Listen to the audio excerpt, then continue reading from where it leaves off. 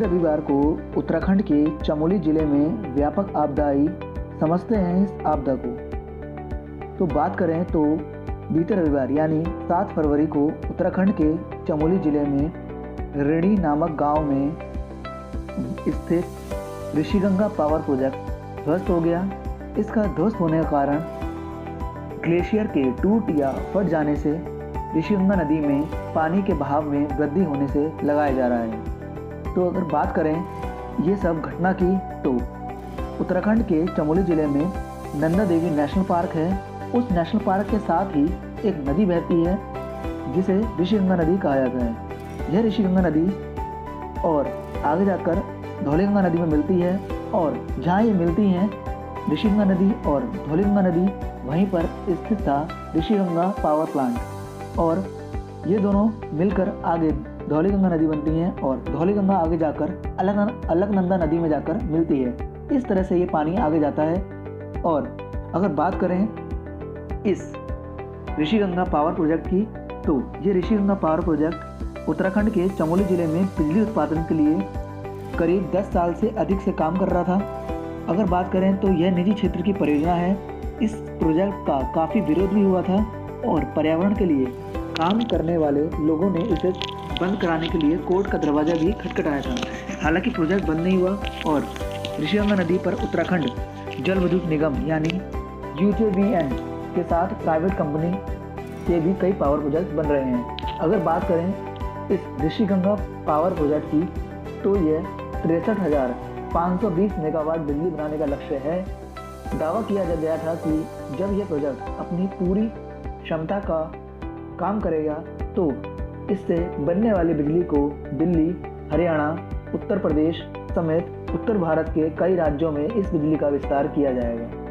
अगर बात करें इस ऋषिगंगा पावर प्रोजेक्ट की तो जैसा कि हम सभी जानते हैं कि जो पावर प्रोजेक्ट या हाइड्रो इलेक्ट्रिसिटी जो प्रोजेक्ट होते हैं उनमें बिजली उत्पादन करने के लिए पहले बांध बनाए जाते हैं, उसके बाद टरबाइन बनाए जाते हैं और उसके बाद बांध से पानी टरबाइनों पर डाला जाता है। लेकिन बात करें इस ऋषिगंगा पावर प्रोजेक्ट की तो इसमें बीच में डैम न बनाकर डायरेक्ट ऋषिगंगा नदी का पानी को डैम पर डालने का प्रोसेस चल रहा था।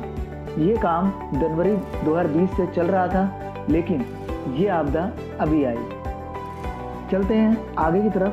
तो इस इलाके में जो ये आपदा आई है इसमें ऋषिगंगा पावर प्रोजेक्ट और करीब 150 मजदूर काम कर रहे थे और जैसा बताया गया है कि 150 मजदूर वहाँ से गायब हैं। अगर बात करें तो उत्तराखंड के चमोली में तपोवन में ITBP के जवानों ने एक सुरंग में फंसे 16 लोगों को निकाला है। अगर बात करें इस सुरंग की तो यह सुरंग NTPC के वर्कर्स यहाँ काम कर रहे थे।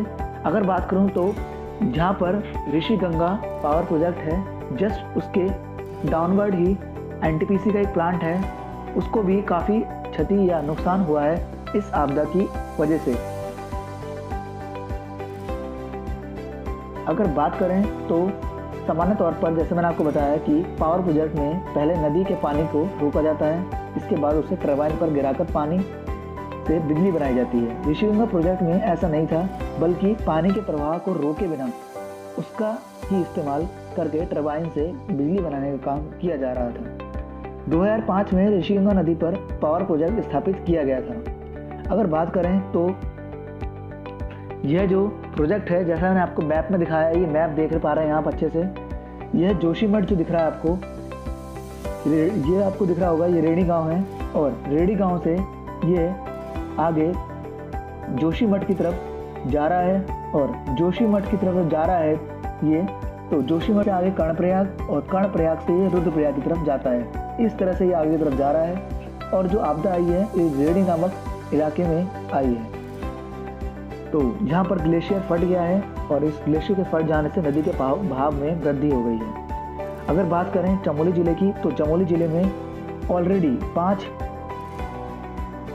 पावर प्रोजेक्ट पहले से चल रहे हैं जिन्हें मैं आपको बताना चाहूँगा। जैसे Rishiganga power project, Chamoli hydro power private limited, number 3 पर है Vishnuprayag hydro electric power project, number 4 पर है बिरही गंगा हाइड्रो पावर, नंबर 5 है जल विद्युत निगम, नंबर 6 है मेलखेत हाइड्रो पावर प्रोजेक्ट, नंबर 7 है राजवक्ती हाइड्रो पावर प्रोजेक्ट।